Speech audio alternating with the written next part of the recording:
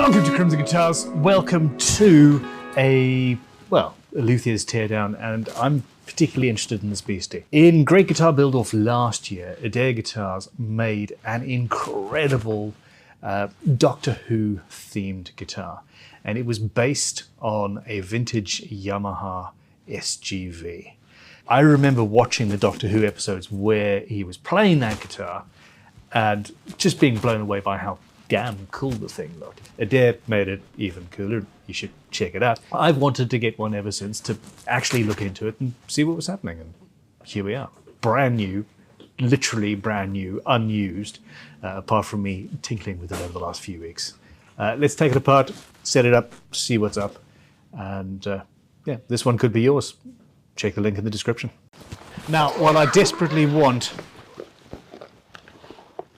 some of the vintage versions for the museum, this is a perfect start. It's all wrong. Everything going on here that annoys me, the angled neck pickup there, the strange giant double single coil humbucker thing of insanity, that is just strange. But I love it. Burn it.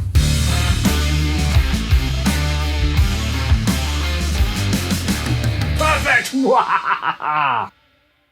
Initial impressions, the bridge is cool as. So we've got ball bearings, and in spite of the fact that it's just a standard, probably plastic nut, the tuning stability is fairly okay.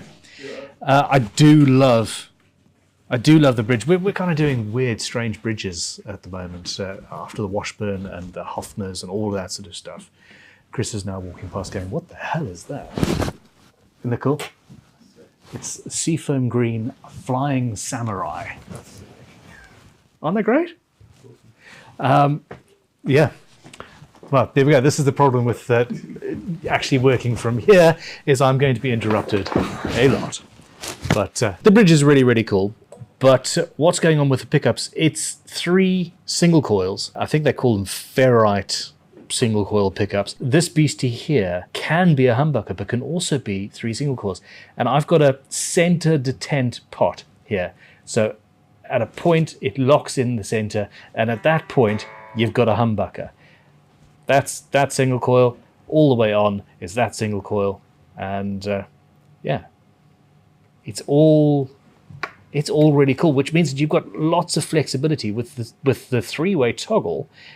You can have whatever's going on here, or a combination. So that's in the center at the moment. That there is a combination of those things, but you can now change that. It's actually pretty dang flexible. Today I'm going to take the bridge apart. I really want to look at that. We're going to look at the wiring, etc. We're going to probably have to do some fretwork. These frets don't look great. Let's call it new old stock guitar. The frets are slightly tarnished. It hasn't been played. It hasn't been loved. I think it's probably got the original strings on. I'm also going to draw around it and get some plans so that we can. Well, I kind of want to make myself a version of this. So let's make a template set, shall we? Older body, relatively lightweight. We'll weigh that later. Isn't that cool? It's just non-standard, and I like it. I really like how Yamaha have put their stamp on the bottom there. That's also a non-standard sort of a place. The neck plate, there's nothing on that. That's, I suppose, a lost opportunity. We've got a little bit of flaming in the maple neck, and that awesome, giant, strange headstock. Currently, the action's insane. It's huge. 2mm on the high E. It's actually not that bad, I suppose. And yeah, 2mm. I suppose I consider a 2mm action an insane action. The Flying Samurai. Different and cool. I do like the truss rod cover, although they could have made a nice curved one instead. That's sort of inlaid in a channel. Plastic nut, it's not too bad. The frets are a little bit tarnished. Fairly standard, I'd say 5mm mother of toilet seat plastic dots, but we do have a a rosewood akin fretboard, which is cool. Standard bolt-on neck. Very cool. Very, very cool look, though. Big old curves. This is something. So you've got this big old beautiful curve on the whole guitar. And then you can see it reduces down on the arm carve. And it actually, you can see in the paint, as I'm going around, you can see where it was basically done by hand. This bit here, that's not actually even. In fact, I can feel it. So that's not quite good enough, I suppose. But then on your lower bout, you've got a different curve here. It's giant on the edge and then smaller, and I really like how that shape curves around. It's just, I find it incredibly attractive. I really, honestly, truly do want a vintage version of this guitar. If anybody spots one, let me know. It would be perfect for the museum. Let's get these strings off, shall we?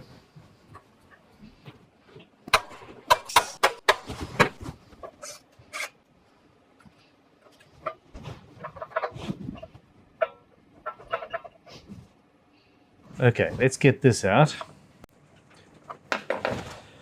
In order to adjust the height of the bridge, etc., you need to take these locking nuts off and then go up and down and then lock it back down again, which is a little bit awkward, but fine. It's supposed to come with a tool that doesn't exist. But, here, look at this. While I was playing this at home, there's no movement in these. All of these lugs, except for that one, are loose. On the neck, they're absolutely solid. So, yeah, I don't know. They're actually loose and rattling, which doesn't bode well. It feels like I'm actually having to screw these down all the way, which means that I don't have as much. It's not matching the radius of the strings very well, if at all. But I don't have an option here. At this point, it doesn't feel like the pickup is potted. They're very loose. If I match the radius, as I play, I was watching these unscrew themselves. Not ideal. So let's actually, just out of interest, see what's going on in here. Yeah, I thought it would. Okay. So we've got foam underneath. The whole thing feels very, very plasticky, which is fine. Just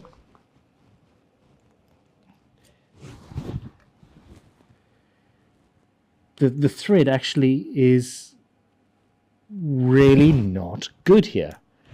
That's not ideal, and because it's not potted, there's nothing happening. I wonder if I could use some. I wonder what I should do about that. The guitar would sound better if the magnets or the pole pieces matched the radius of the strings, period. I don't particularly want to take the pickups out and pot them. I don't. I could lacquer pot them. In other words, I could dip the screws in shellac and then put them in place, and that would do the same thing and would hold them where they're supposed to be. Let's do that. I've called Sam in because, you know, Sam is one of our pickup guys.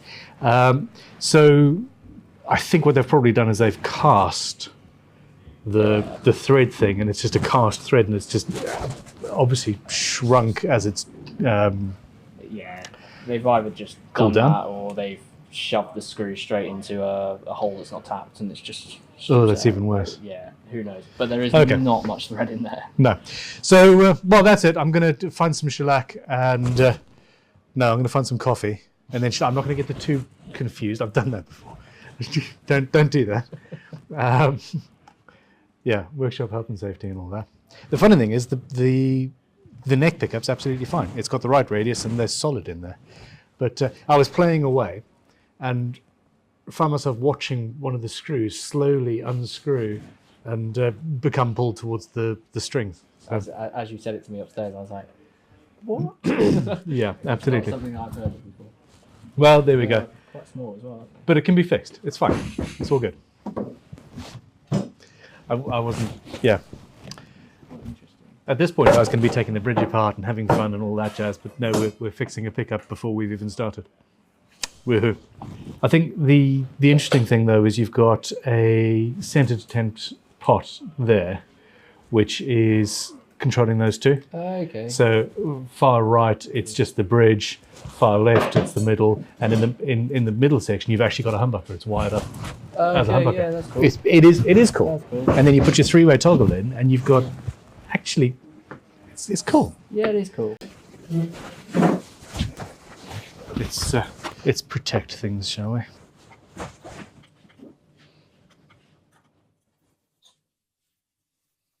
These are tiny screws.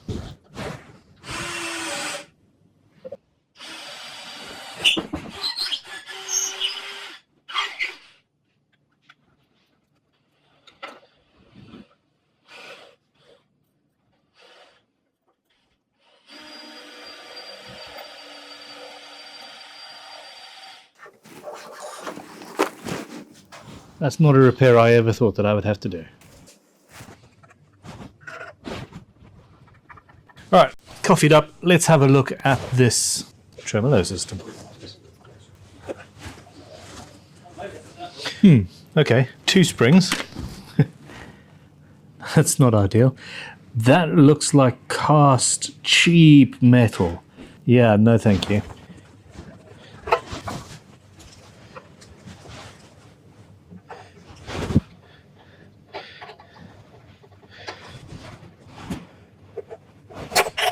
There we go. That one's...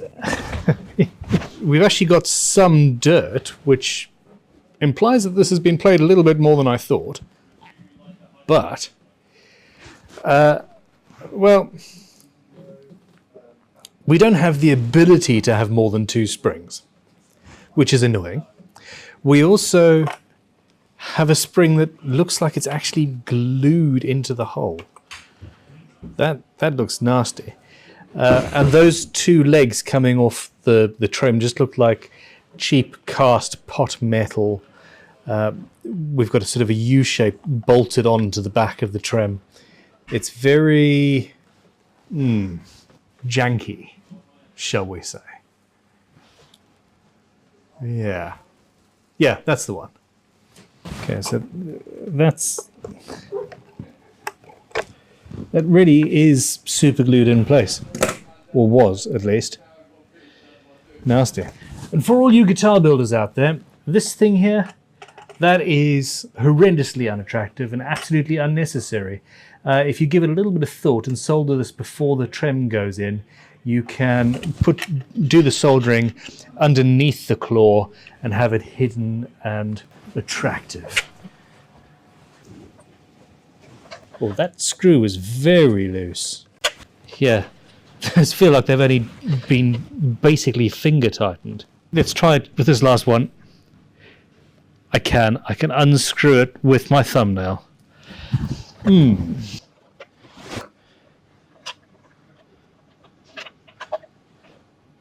Oh, cool. I see now why we only needed 2 springs. It's not necessary to have more.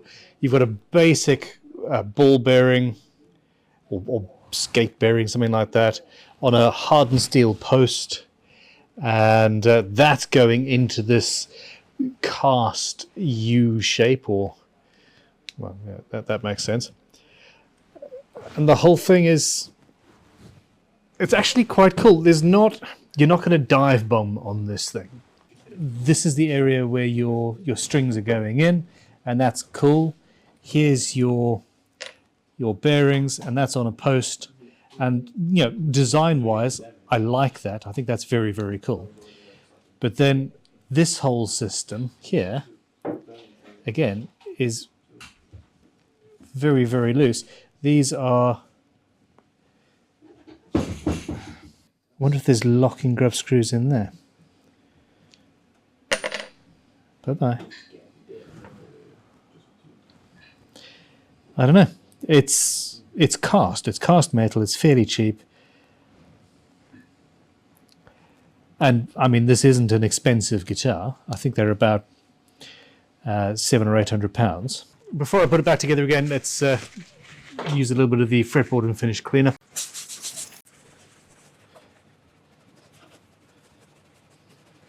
So this is just a flat plate. The bridge is bolted to the body through the plate, and we've got 2 screws there. It's a cool system. It really is. That way. There we go. Oh, actually, before we get to that, so your intonation is very simple. Yeah, that's not an issue. It's all cool. It's all cool. Apparently, you don't want to put too much pressure on it. The whole thing's made out of pot metal. I heard creaking.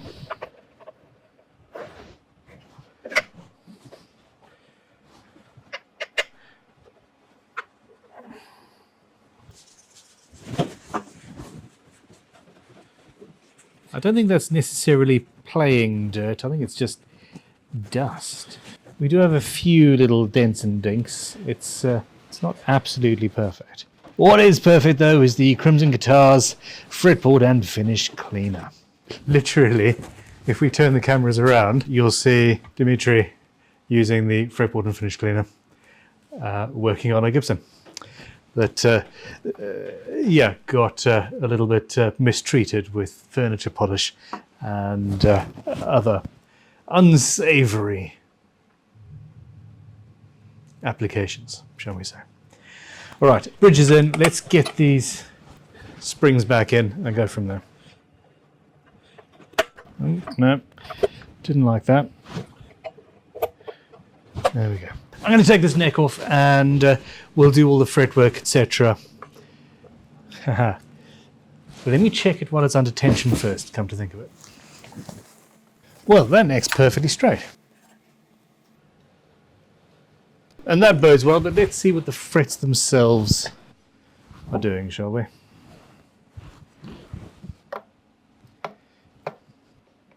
Okay. We've got some rocking there. The reason I'm doing this while the guitar is, while the neck is in, there's rocking there. Sometimes the screws create extra bumps and lumps and things we don't like. That one's high. So let's mark that. I'm interested to see if this changes when I take the screws out.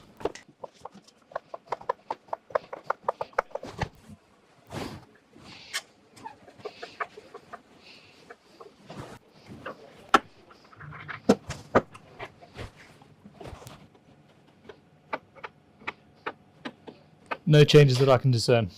Okay, double check this again. Yep, we're good. Time to do a level crown and polish. With rosewood and ebony boards and things like that, I don't bother masking the fretboard off until the final polishing. It means that I can get right to the bottom of the frets when I'm doing the fret ends and all of that. The fretboard itself gets cleaned using the fret and fretboard polishing rubbers, which gives us a beautiful feel.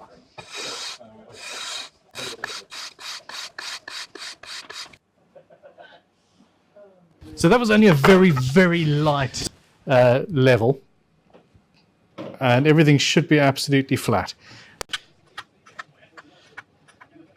I only had to remove a very small amount in order to get that working. So I actually don't need to re-crown these. The line down the front on most of these frets is pretty homogeneous, pretty small. So just the polishing process is going to do it. And that does not happen often. So the fret job wasn't actually as bad as I originally thought. I mean, it hadn't been done at all, but they'd been put in fairly evenly. 1200 grit just to hit the tops before I do anything else. and then it's going to be fret rubbers, and I'm going to buff to a high gloss on a machine. Even without a final buff on a machine, it's orders of magnitude better.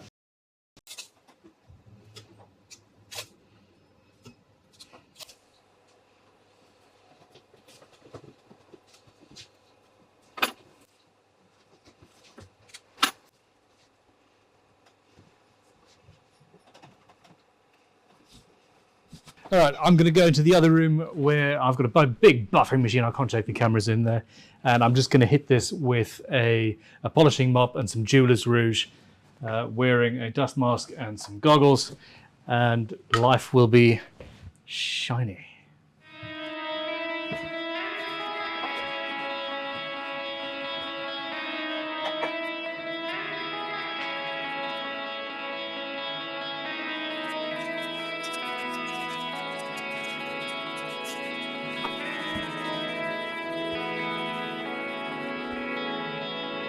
This is the stuff.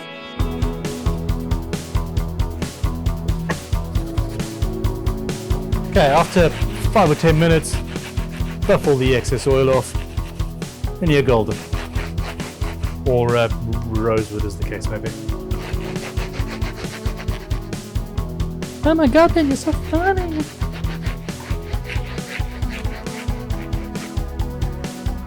Time to unscrew 14 screws. Woohoo!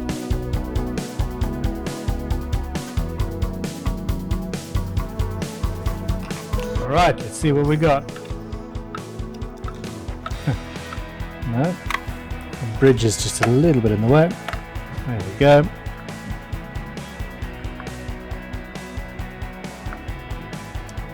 Alright, a little bit of shielding. Not very much at all. A great big cavity route. This is an older body. I've not seen that switch before. That's quite chunky. And micro pots, but at least the wires are all fairly chunky. Yeah, we got nothing surprising here at all, to be honest.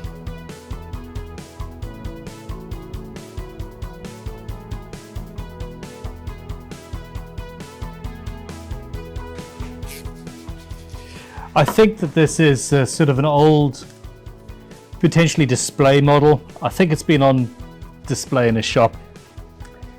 That explains why nobody's pulled off the plastic from the scratch plate, for example. And we do have a little bit of dust, but no major dings or anything. It's not really been properly played, but it is also not actually brand new. Now, if we actually look closer, you can also see it seemed possibly to have been in a window. So you can see where the scratch plate's been covering it. Got a great difference. And also the end of the fretboard has left, yeah, that's much more yellow than it is supposed to be. Although obviously this is just a cover. I suppose we should get rid of that while we can. Ooh. The whole thing is yellow. Come on, it's disintegrating. ASMR, this is not.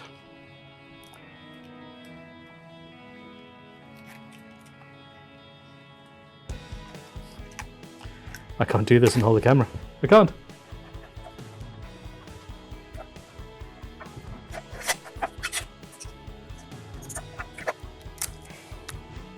I regret much.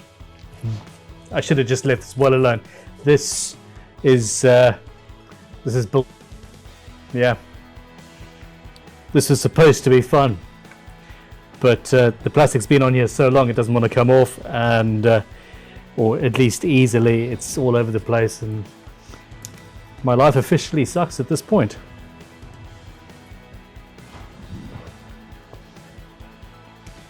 Okay, let's take everything off. I like these knobs. They kind of look like they've got built-in kill switches or something in the top. It's actually disappointing they don't.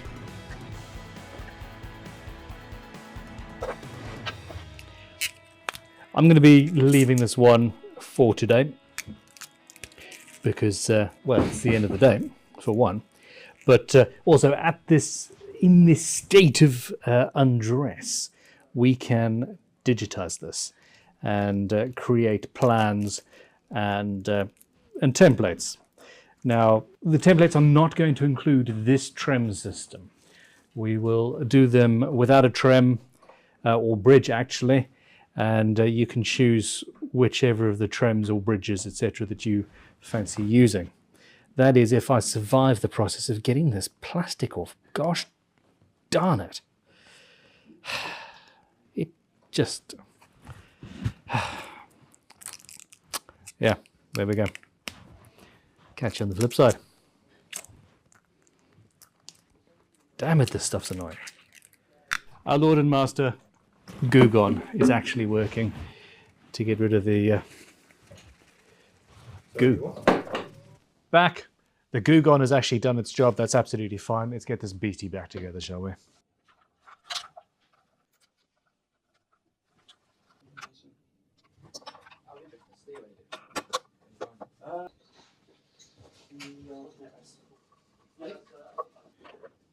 Yeah, I think watching here makes sense. If you're doing that sort of thing, it's just, I mean, that's not an ideal. It fits okay, but it's fairly loose.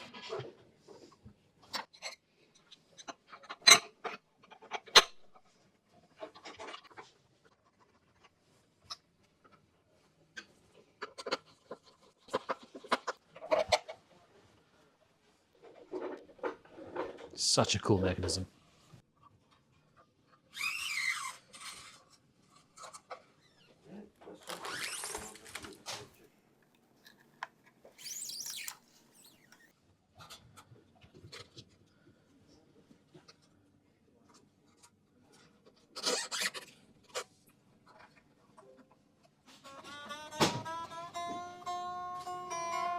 I thought this was going to be the case. This is one of those bridges where it's going to take like 14 attempts to tune it because everything moves and it's all just annoying.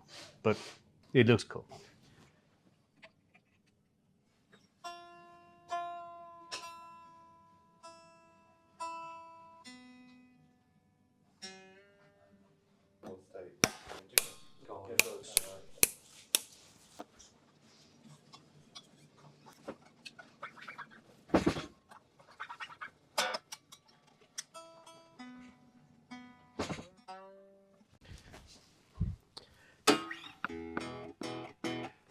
Okay, so we're roughly in tune, but this guitar came out of the factory with the nut is far too high, really. And the action, which is locked in place, is also pretty chunky, really. So let's sort that out. First of all, I'm going to reduce the height of the bridge. And then we've got an Allen key, okay? And we're going to see where we end up. Oh, by the way, here we go. So these are parallel jaw pliers. These are old. These are Bernard. There we go. Very cool. Very useful. So it's bridge, then nut, then reset the intonation, which is of course also out. Okay, so that's actually flat down on both sides. Wait, I completely forgot to scale. I completely forgot to weight. I don't know what I'm talking about. How much does this damn thing weigh? We're at 3.8 kilograms or 8 pounds 6 ounces. So actually pretty damn good. That sounds heavier than it feels, if that makes sense. Anyhow, I think I'm in love. Okay. I should have adjusted the truss rod first, actually. I need to give it a little bit less relief. Okay, so we've now got a neck that's fairly straight, and I need to cut the nut down a little bit. Fret your fretboard at the 3rd fret, and then see how much movement you've got on the 1st. You want to have a little bit of movement, but not very much. Essentially, that's still too high. Actually, the low E is almost perfect. Angling slightly back towards the neck. That'll do.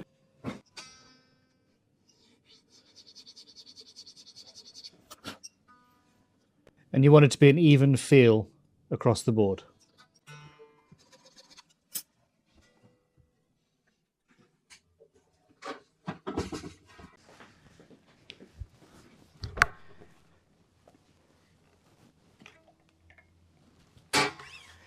Okay, a little bit of relief, nice low action.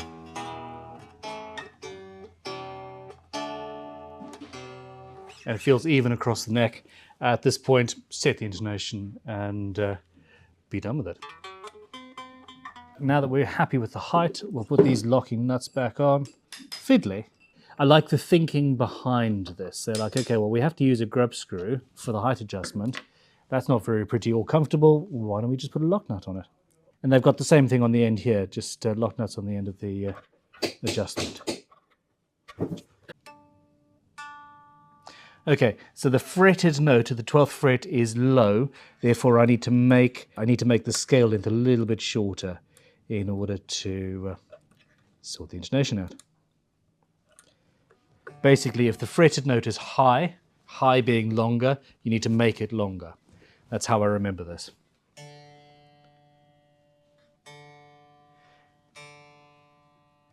And then you need to retune. And then recheck at the 12th. And carry on. Perfect. Okay.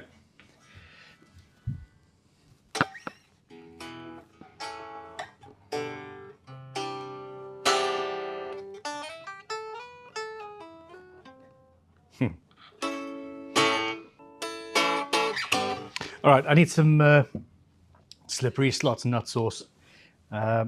This is the wrong kind of nut to have with a trem, basically. Here we go, slippery slots nut sauce. This stuff is magical, and I tend to use it on a blade, a sculptor blade or something like that. And then you just wipe it off on the string in the right place, get it in the slot, and you sort it. It's like magic. Ah! All right, well, there we go. That is the stuff. And yes, I'm advertising one of my products because it's good. All right, let's see what this beastie sounds like. We haven't yet properly set up. I'm gonna try and get a better recording setup. I need to get some microphones in here and all of that. We're gonna be going through the lapel mic and just a standard amp. The Kemper is at home and all that jazz because that's where I want it to be. Yeah, fight me in the comments. Straps on, Blues Junior just clean.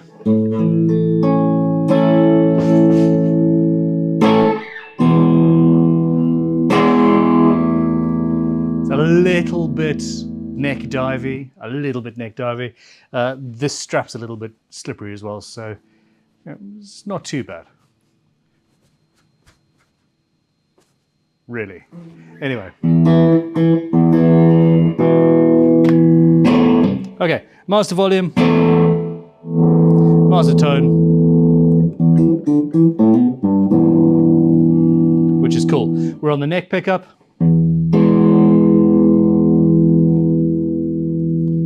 And this is where the fun truly begins. So I've currently got both of those selected on the center to tent pot.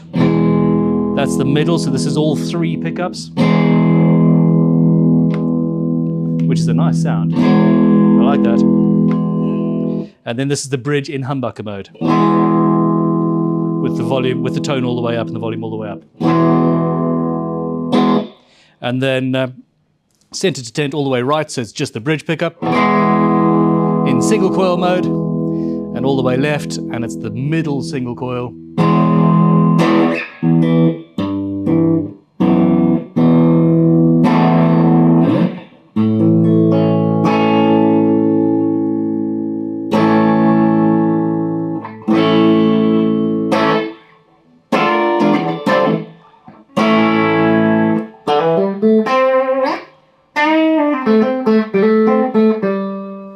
is a nice guitar. I am 100%, for the longest time I played just humbuckers all the time. It's just, I always wanted a Les Paul Black Beauty, so give me 3 humbuckers and I'm happy.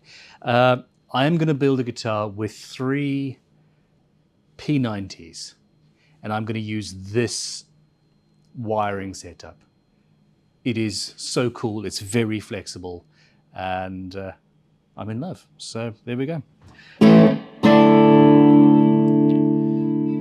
Okay, so this is the middle pickup with the, this is the middle position with the middle single coil. And then going through, humbucker, bridge.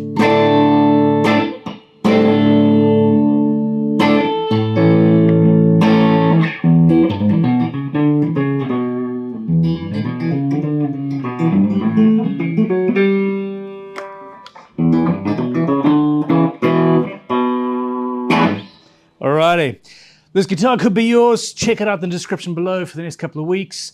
There is currently a Les Paul still up on there that I desecrated, and that beautiful Patrick Eggle. DailyGuitarGiveaway.com is going live soon. Yes, you heard me right. We've been told we can't use the word raffle because technically that would be illegal. Yeah. It's what it is. And DorsetGuitarMuseum.com as well is now going live. The collection groweth. Thank you for everything. See you guys soon. Click like, subscribe, all that goodness. I'm going to go and have some fun with this. Do you know what? So the weirdest thing with this guitar is the string tension. You get used to the strangest things. And when I was putting the strings on, for the top 3, I'm thinking, oh, that's really loose, and that feels weird. And then you get here, because it's so much shorter, it feels like you've got even more tension. This headstock, you wouldn't think you would notice the difference, but I do. It's not unpleasant, just strange. I'm not going to shut the fuck up. I don't swear on the channel. Goodbye. See you later. Goo. I'm talking to the camera. Oh, Dimitri. That's one of the problems with this. You never really know, do you? Just have a red light on my head. Yeah, that's it. Recording.